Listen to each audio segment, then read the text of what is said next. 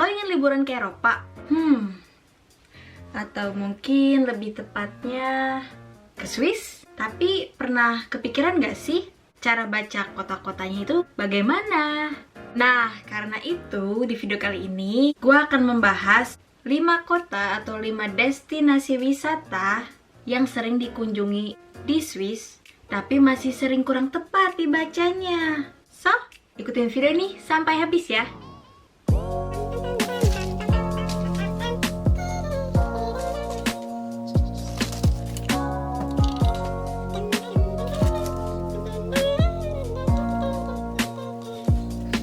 Kalau lo mengunjungi suatu negara, kota apa yang sudah pasti secara otomatis akan lo kunjungi?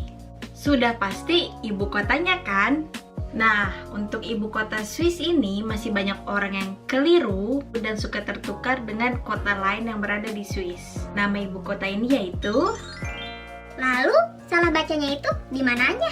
Menurut lo, cara baca ibu kota ini bagaimana? Disebutnya yaitu Bern. Bern. Banyak orang yang masih mengira kalau misalnya nama kota ini disebutnya yaitu Bern. Bern. Kalau Bern jadinya dibakar dong. Kota yang kedua yaitu kota ini. Nah, nama kota ini adalah kota yang gue bilang di awal tadi yang masih suka tertukar dan dikira sebagai ibu kota dari Swiss. Kota ini masih suka disebut oleh turis-turis mancanegara sebagai Zurich. Zurich. Yang seharusnya tidak begitu. Kenapa begitu? Karena dalam bahasa Jerman huruf CH yang di belakang itu tidak dibaca sebagai huruf K, tetapi sebagai huruf H. Jadi cara bacanya yang lebih tepat yaitu Zurich.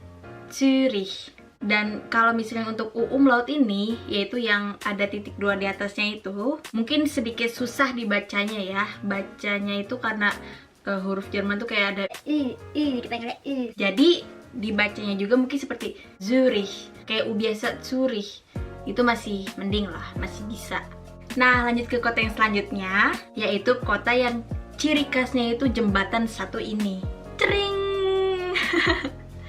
Ya, betul. Gue yakin pasti setiap orang yang mau ke Swiss pasti sudah tahu duluan ini kota apa, yaitu Luzern.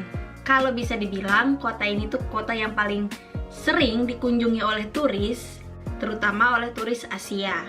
Nah, kota ini juga masih banyak atau masih sering disebut seperti Luzern. Luzern. Padahal yang seharusnya E di tengahnya itu dibacanya jelas. Jadi Luzern. Luzern. Kalau misalnya kalian ingin ke Swiss, gue sangat merekomendasikan untuk mengunjungi kota ini karena kota itu emang cantik banget.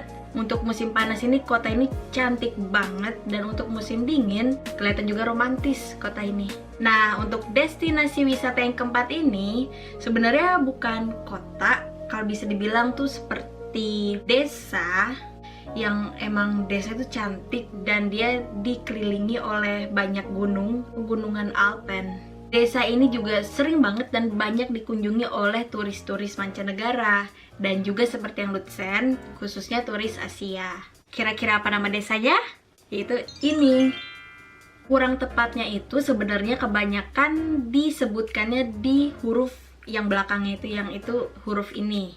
B-E-R-G. Seperti untuk kota Luzern, huruf E di tengahnya ini dibaca itu juga sangat jelas. E.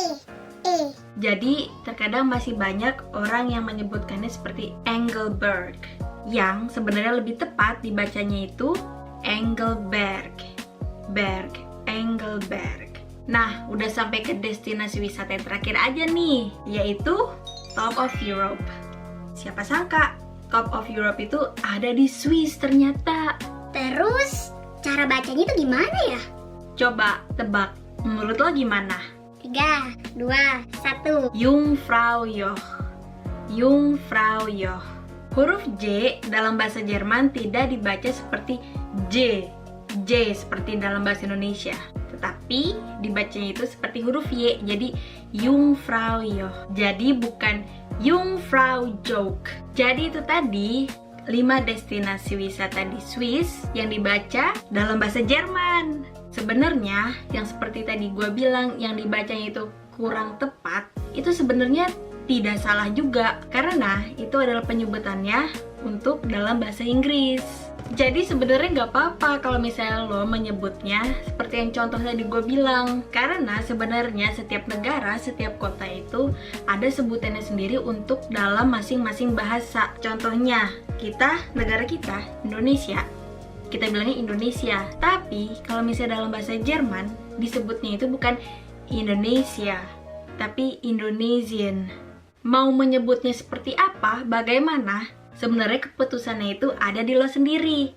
Lo mau milih bahasa Jerman atau bahasa Inggris. Jadi kalau misalnya ada sesuatu yang ingin lo ketahui tentang Swiss, jangan lupa ditulis di kolom komen di bawah video ini. Oke? Jangan lupa juga untuk subscribe, like, dan share video ini ke siapapun itu dan juga ke teman-teman yang ingin lo ajak pergi ke Swiss. So, terima kasih yang udah nonton video ini sampai habis. Gua Raisya, and I'll see you in the next video. Bye! Mati lampu.